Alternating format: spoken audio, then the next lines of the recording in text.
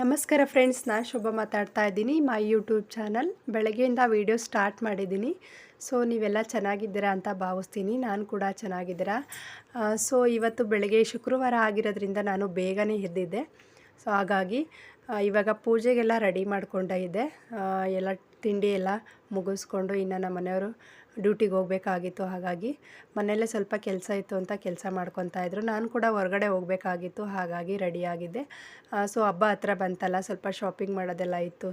ಏನು ತೊಗೊಂಡಿರಲಿಲ್ಲ, ಬಳೆ ಎಲ್ಲ ತೊಗೋಬೇಕಿತ್ತು, ಸ್ಟಿಕ್ಕರ್ಸ್ ಎಲ್ಲ ತೊಗೋಬೇಕಿತ್ತಲ್ಲ. ಹಾಗಾಗಿ ಅವತ್ತು ಬಟ್ಟೆ ಮಾತ್ರ ತೊಗೊಳಕ್ಕಾಗಿತ್ತು. ಬಟ್ ಟೈಮ್ ಇರಲಿಲ್ಲಲ್ಲ, ಮಕ್ಕಳನ್ನ ಎತ್ಕೊಂಡು ಹೊರಗಡೆ ಜಾಸ್ತಿ ಹೊತ್ತು ಹೋಗೋದಕ್ಕಾಗಲ್ಲ. ಹಾಗಾಗಿ ಇವತ್ತು ಇನ್ನು ಬೇಗನೆ ರೆಡಿಯಾಗಿದ್ವಲ್ಲ, ಹಾಗಾಗಿ ಸ್ವಲ್ಪ 1 ಅವರಲ್ಲೇ ಮುಗಿಸ್ಕೊಂಡು ಬರೋಣ ಅಂತ ಹೊರಗಡೆ ಹೋಗಿದ್ದೀವಿ. ಇವಾಗ ಶಾಪಿಂಗ್ ಮಾಡ್ಕೊಂಡು ಬರೋಣ ಅಂತ ಹೇಳ್ಬಿಟ್ಟು. ಇನ್ನು ನನ್ನ ಮಗಳು ಸ್ಕೂಲ್ಗೆ ಹೋಗಿದ್ದಾಳೆ, ದೊಡ್ಡವಳು. ಇನ್ನು ಇವರಿಬ್ಬರನ್ನು ಕರ್ಕೊಂಡು ಹೋಗ್ತಾಯಿದ್ದೀನಿ. ಶಾಪಿಂಗ್ ಮಾಡೋದೇನು ಜಾಸ್ತಿ ಏನಿಲ್ಲ. ಸ್ವಲ್ಪ ಸ್ಟಿಕ್ಕರ್ಸು, ಕ್ರೀಮ್ಸ್ ಎಲ್ಲ ಬೇಕಾಗಿದೆಯಲ್ಲ, ಅದನ್ನು ಮಾತ್ರ ತೊಗೊತಾ ಇದ್ದೀನಿ.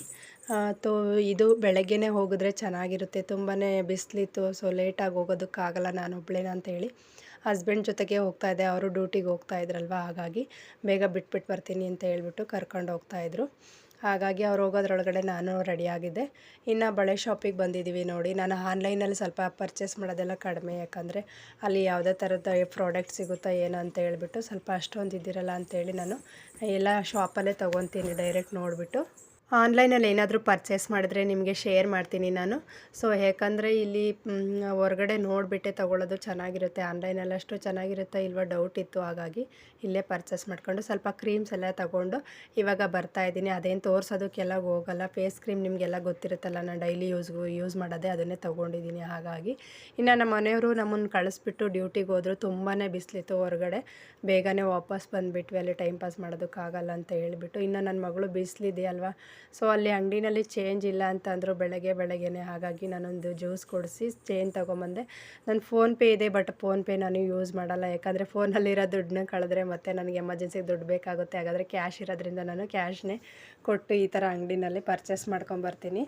ಎಮರ್ಜೆನ್ಸಿಗೆ ಬೇಕಾದರೆ ಮತ್ತೆ ಫೋನಲ್ಲಿರೋ ದುಡ್ಡು ಕಳೆದ್ರೆ ಮತ್ತೆ ಸಿಗೋದಿಲ್ಲ ಅಂತ ಹೇಳ್ಬಿಟ್ಟು ಈ ಥರ ಮಾಡ್ತೀನಿ. ನಾನು ಕ್ಯಾಶ್ ಇರೋದನ್ನೇ ಕೊಟ್ಬಿಟ್ಟು ತೊಗೊಂಬರ್ತೀನಿ. ಸೊ ಇನ್ನು ಮನೆಗೆ ಬಂದ್ವಿ ಫ್ರೆಂಡ್ಸ್. ಇನ್ನು ಟೈಮ್ ಆಗಿದೆ. ಇನ್ನು ಮಧ್ಯಾಹ್ನಕ್ಕೆ ಅಡುಗೆ ಮಾಡ್ಕೋಬೇಕು, ಮಗನೂ ಮಲಗಿಸ್ಬೇಕು. ಅವನು ಬೆಳಗ್ಗೆನೇ ಊಟ ತಿನ್ನಿಸ್ಕೊಂಡು ನಾವು ಕೂಡ ತಿನ್ನಿಸ್ಕೊಂಡೇ ಹೋಗಿದ್ವಿ. ಇನ್ನು ಮಧ್ಯಾಹ್ನಕ್ಕೆ ಅಡುಗೆ ಮಾಡ್ಕೋಬೇಕಂತ ಹೇಳಿ ರೆಡಿ ಮಾಡ್ಕೊತಾ ಇದ್ದೀನಿ. ಮನೇಲಿ ತೊಂಡೆಕಾಯಿ ಇತ್ತು, ಸೊ ಕ್ಯಾಪ್ಸಿಕಮ್ ಇತ್ತು, 2 ಟೊಮೊಟೊ ಇತ್ತು, ಎಲ್ಲ ಕಟ್ ಮಾಡ್ಕೊಂಡು ಇವಾಗ ತರಕಾರಿ ಅಡುಗೆ ಮಾಡ್ಕೊಳ್ಳೋಣ ಅಂತ ರೆಡಿ ಮಾಡ್ಕೊಂಡಿದ್ದೀನಿ. ಒಂದು ಬೌಲಷ್ಟು ತೊಗರಿಬೇಳೆ ಮತ್ತು ಅವರೆಬೇಳೆನ ಸೇರಿಸ್ಕೊಂಡಿದ್ದೀನಿ. ಇವಾಗ ಸಾಂಬಾರು ಮಿಕ್ಸಿಗೆ ಗ್ರೈಂಡ್ ಮಾಡ್ಕೊಳ್ಳೋದಕ್ಕೆ ಸ್ವಲ್ಪ ಹಚ್ಚಿರೋಂಥ ಕಾಯಿ ತುರಿನ ತೊಗೊಂಡಿದ್ದೀನಿ. ಹಾಗೆ ಸ್ವಲ್ಪ ಬೆಳ್ಳುಳ್ಳಿನ ತೊಗೊಂಡಿದ್ದೀನಿ. ಸ್ವಲ್ಪ ಒಂದು ಅರ್ಧ ಸ್ಪೂನು ಖಾರದ ಪುಡಿ ಹಾಕ್ಕೊತಾ ಇದ್ದೀನಿ. 3 ಸ್ಪೂನು ಧನಿಯಾ ಪುಡಿನ ಸೇರಿಸ್ಕೊತೀನಿ. ಇದೆಲ್ಲ ನೀರು ಹಾಕ್ಕೊಂಡು ಸ್ವಲ್ಪ ಗ್ರೈಂಡ್ ಮಾಡ್ಕೊತೀನಿ ಮಿಕ್ಸಿನಲ್ಲಿ. ಇದಾದಮೇಲೆ ನಾನು ಒಗ್ಗರಣೆಗೆ ರೆಡಿ ಮಾಡ್ಕೊತೀನಿ. ತುಂಬ ಚೆನ್ನಾಗಿರುತ್ತೆ ಟೇಸ್ಟು. ನಾನು ಊರ ಕಡೆ ತುಂಬ ತೋಟದಲ್ಲೆಲ್ಲ ಸಿಗೋದು ಇದು ತೊಂಡೆಕಾಯಿ. ನಾರ್ಮಲ್ ತೊಂಡೆಕಾಯಿ ಅಂತ ತೊಗೊಂಬಂದು ಮಾಡಿದರೆ ಅದು ವಿಷ ಆಗೋದು. ಸೊ ನನಗೆ ಅಷ್ಟಾಗಿ ಗೊತ್ತಿರಲಿಲ್ಲ, ಇದು ಬೇರೆ ತೊಂಡೆಕಾಯಿ ಅದು ಬೇರೆದು ಅಂತ ಹೇಳ್ಬಿಟ್ಟು, ಸಾಂಬಾರು ತೊಂಡೆಕಾಯಿ ಬೇರೆ ಇರುತ್ತೆ ಅಂತ ಹೇಳ್ಬಿಟ್ಟು. ಅದು ನಮ್ಮ ಹೊಲದಲ್ಲಿ ಗಿಡದಲ್ಲೆಲ್ಲ ಬಳ್ಳಿ ಬಿಟ್ಟು ಹಾಗೆ ಬಿಡ್ತಾಯಿತ್ತು. ಅದು ಹಣ್ಣಾಗಿರೋದು ರೆಡ್ಡಾಗಿ. ಅದನ್ನೆಲ್ಲ ಚಿಕ್ಕ ಹುಡುಗರಲ್ಲೆಲ್ಲ ತಿಂತಾಯಿದ್ವಿ. ಬಟ್ ಅದಷ್ಟು ಗೊತ್ತಿರಲಿಲ್ಲ ನಮಗೆ ಈ ಥರ ಸಾಂಬಾರು ಮಾಡ್ತಾರೆ ಅಂತ ಹೇಳ್ಬಿಟ್ಟು. ಇಲ್ಲಿ ನಾನು ಮದುವೆಗೆ ಬಂದಮೇಲೆ ಗೊತ್ತಾಗಿದ್ದು ತೊಂಡೆಕಾಯಿ ಇದು ಬೇರೆ ಅದು ಬೇರೆ ಅಂತ ಹೇಳ್ಬಿಟ್ಟು.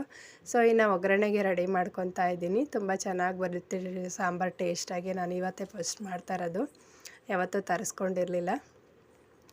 ಇನ್ನು ಸ್ವಲ್ಪ 1 ಈರುಳ್ಳಿ ಕಟ್ ಮಾಡ್ಕೊಂಡು ಇಟ್ಕೊಂಡಿದ್ದೀನಿ. ಒಗ್ಗರಣೆಗೆ ಹಾಕ್ಕೊತಾ ಇದ್ದೀನಿ. ಸಾಸಿವೆ ಕಾಳು, ಕರಿಬೇವಿನ ಸೊಪ್ಪು, ಆಯಿಲ್ ಹಾಕ್ಕೊಂಡು ರೆಡಿ ಮಾಡ್ಕೊಂಡಿದ್ದೀನಿ. ಈಗ ತೊಂಡೆಕಾಯಿ ಕಟ್ ಮಾಡಿರೋಂಥದ್ದನ್ನ ಸೇರಿಸ್ಕೊತಾ ಇದ್ದೀನಿ. ಈ ರೀತಿ ಉದ್ದನೇ ಕಟ್ ಮಾಡ್ಕೊಂಡಿದ್ದೀನಿ, ಸಣ್ಣಗಿರೋದ್ರಿಂದ ಬೇಗನೆ ಬೇಯುತ್ತೆ ಅಂತ ಹೇಳ್ಬಿಟ್ಟು. ಇನ್ನು ಟೊಮೊಟೊ ಕಟ್ ಮಾಡಿರೋಂಥ ಕ್ಯಾಪ್ಸಿಕಮನ್ನು ಸೇರಿಸಿ ಎಲ್ಲ ಮಿಕ್ಸ್ ಮಾಡ್ಕೊತೀನಿ. ಚೆನ್ನಾಗಿ ಎಣ್ಣೆಗೆ ಫ್ರೈ ಮಾಡ್ಕೊತೀನಿ. ಈ ರೀತಿ ಇದು ಚೆನ್ನಾಗಿ ಫ್ರೈ ಆಗೋದಕ್ಕೆ 2 ನಿಮಿಷ ಬಿಟ್ಬಿಟ್ಟು ಸ್ವಲ್ಪ ಇವಾಗ ರುಚಿಗೆ ತಕ್ಕಷ್ಟು 1 ಸ್ಪೂನ್ ಉಪ್ಪು ಹಾಕ್ಕೊತಾ ಇದ್ದೀನಿ. ದಪ್ಪ ಉಪ್ಪು, ಕಲ್ಲುಪ್ಪು ಬರುತ್ತಲ್ಲ ಅದು.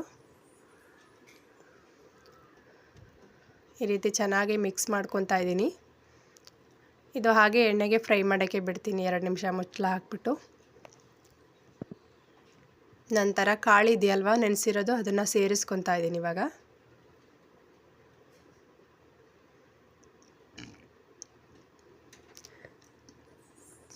ಇದೆಲ್ಲ ಚೆನ್ನಾಗಿ ಮಿಕ್ಸ್ ಆಗಬೇಕು.